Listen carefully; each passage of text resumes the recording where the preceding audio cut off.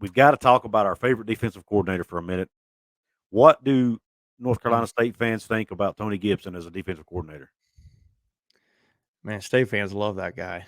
They he to me when I the word I kind of coming back to Tony Gibson, he's got this swagger about him, man. He's Yeah, got this vibe. He's kind of funny. He's always got chew in his mouth. He's always on some Chewbacca. yeah, And someone commented on him, I think it was, and asked him, "Hey man, what's your choice, your brand of choice?" And he said, "I think it's Copenhagen or something like that, or Copenhagen." But yeah, he he just kind of has this vibe about him. And if you know State culture, State is a blue collar school. They right. are. I think there's a quote from Dave Doran that's pretty. When I think back in 2014 or so when he Mhm. beat UNC first time, he said, "This is a hands in the dirt, work ethic, blue collar school. It's built by hard and tough people, and that's what this football team will be." And I feel like Tony Gibson just further is an extension of that. He kind of comes across like this hard, tough guy, and he runs that 3-3-5 scheme. And man, the fact that he knows and the recruiting staff know how to bring in the guys that meet that need and fit the scheme. I mean, the guys play, especially the secondary. They play like dogs, man. They Yeah, are tough. They I think kind of take on his personality. Um, and, obviously, when you're shutting down teams, I think I know this defense was the only defense in the country this year that did not allow a team to score more than 30 points on them the whole season. wow. So they're the only team to do that. Not Alabama, Georgia, Mhm. Clemson, Ohio State, Michigan, none of those schools. It was NC State who did that. And we weren't playing chumps either. I mean, UNC had a Heisman contender, potentially thought with Drake May. You had Clemson, who's always pretty strong. So you got some teams in there that are pretty good. Wake Forest has been pretty Right, respectable lately. right. So yeah, Tony Gibson was great. I know they just re-upped him on his contract too, and he's now the highest paid defensive coordinator in the ACC. So he's the new Brent Venables, if you will. But Yeah, man, I don't think people like playing State defensively. I don't think they look forward to it. I think if State could only get some more pressures on the defensive mhm. line, because you're getting your pressure from your linebackers, right? Right, In that three three right. five scheme, that puts the emphasis more on the talent that you have there, which State had. People arguably would say the best linebacking core in the country. It's in the discussion at the very least. When you had Peyton Wilson, Drake Thomas, and Isaiah Moore as your starting three, all those guys are going to get drafted at some point. Right. But if State could get more pressure in the defensive line in that regard, I think it'd be scary. I think they did to a degree. They started to because your ends aren't as long and lean. They're more kind of like you get a little more size on them. They're kind of like a pseudo defensive tackle, but they kind of hold the edge there. Mhm. It kind of comes across to your safeties, your corners, your nickels, and Tony Gibson's also brought a lot of good assistant coaches to help him play that scheme, but he every time you see guys flying in the ball, making plays. I think they were second in the ACC, if not first, in interceptions this season. Um, just a lot of categories State was really good in defensively, and honestly, it all comes back to Tony Gibson at this point. I know Dave Doran is a defensive-minded coach. I mean, he used to coach linebackers himself, but Tony Gibson just as State fans, defense wins championships. That's Right. the expression. And State was like, you got to find a way to keep it. In fact, State fans thought Tony Gibson was going to get hired away. I mean, he as rightfully he probably should. But Yeah. I'm just glad, honestly, that the donors and that the Wolfpack Club and the university were able to find a way financially to give him a reason to stay. And I don't know if it was he had to pay him arm and a leg, but it was, you made him the highest paid DC. So I mean, that's something. Yeah. Were there any rumblings that he was looking?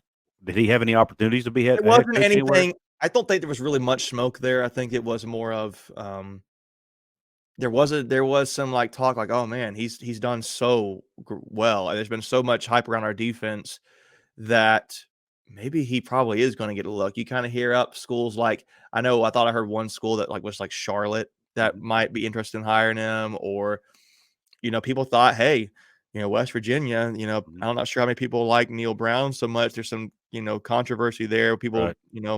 like him, don't like him. Maybe they hire."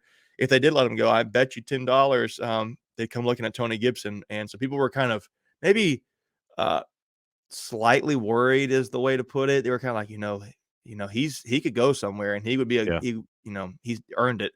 So I don't know if it was a whole lot of smoke, but it was like enough there. Like, well, hey, I mean, he's done a really good job and he'd be a good coach for you know, a non-power fives team, or maybe even some of these power five schools like West Mhm. Virginia, or I'm trying to think, I don't even know of a school that would be hiring similarly, but it just there was not a lot Right. there, but some.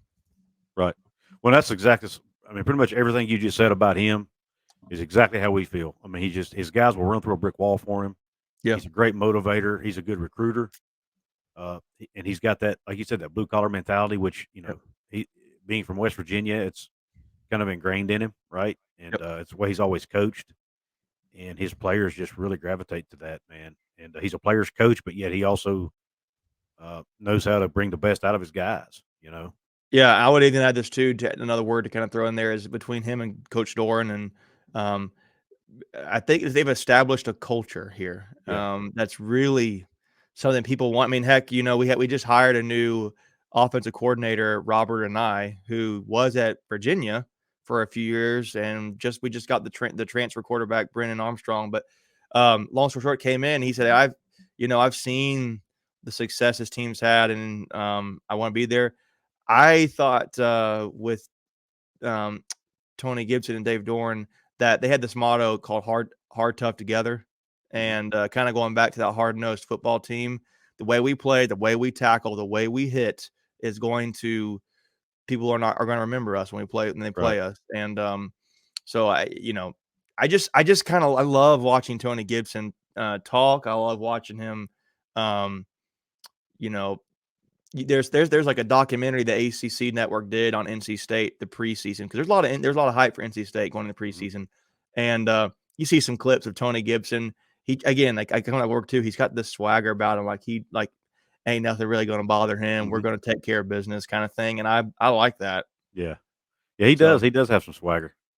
He's got a little bit of cockiness to him, but not enough to be. yeah, I can kind of see what you're talking I about mean, there. he's still humble. He's a humble guy, Yeah, but maybe he it's just has, confident. Maybe it's words yeah, confidence extremely there. confident. Yeah, Yeah, extremely confident in what he's doing, yeah, and in his guys too. And I think it bleeds over yeah, and helps them on the field. exactly. And he had the chances here. His name came up but while he was still here as Sure, DC under Holgerson, sure. his name came up for some jobs for some group of five jobs, and he ended up getting a huge pay raise here too. So he went through Yeah, the exact same thing here. Then unfortunately, Holgerson ended up leaving. They didn't retain Gibby. He moved on, ended up at NC State. I mean, he's still done well for himself, absolutely. But hey, and they're like you and I were talking before the show. There's some rumblings that there are some people in Morgantown, in and around Morgantown, or at least uh, people that are some donors or whatnot that would love to have Gibby as our head coach if Neil Brown doesn't pan out, which yeah, he probably only has a year to get it right. Um, if that, to be honest, and I'm yeah. sure there's a lot of people that would be pushing for Gibby to get that job. Whether he does or not, who knows? But here's one fan right here that would not mind. I would rather, I've always said they need to go out and get a guy who's got Power Five head coaching experience if there's somebody available. But Right. if we're going to bring in somebody that doesn't have it, he's the guy that I would want. Yeah, I'm just kind of looking back here. They gave him a new 3-year contract. His deal ends through 2025, just to give you some context. Mhm. And he's going to get $1.25 million per year. Wow, that's great. So for him as an assistant, it's good. Obviously, being a head coach is better, but it wouldn't take a whole lot. Obviously, a head coaching job comes calling, Yeah, especially at a school that he has a lot of history with and he loves. You know, I feel like State fans know it's probably a matter of time before he gets hired away somewhere. So, yeah, um, but at least it seems like, for now that he's going to be our coach next year. So I'm excited about that's that. good. Yeah, But yeah, he could. I think State fans would kind of not like, but uh, cherish and like to see if he went back to West Virginia and was a head coach and had success. It'd be like kind of heartwarming. It's like, man, right, that's kind of where he's from, so that's his thing, and right. it'd be cool to see. So if that Well, ever happens, yeah, great. So and it's hard to fault anyone for ever enhancing their career and taking that next step, right? Yeah, Regardless of, uh, if they take a lateral move, it's a little different. But right. anytime they can take that step up, you always, especially if they go home, it's hard to Right. fault anybody for going home.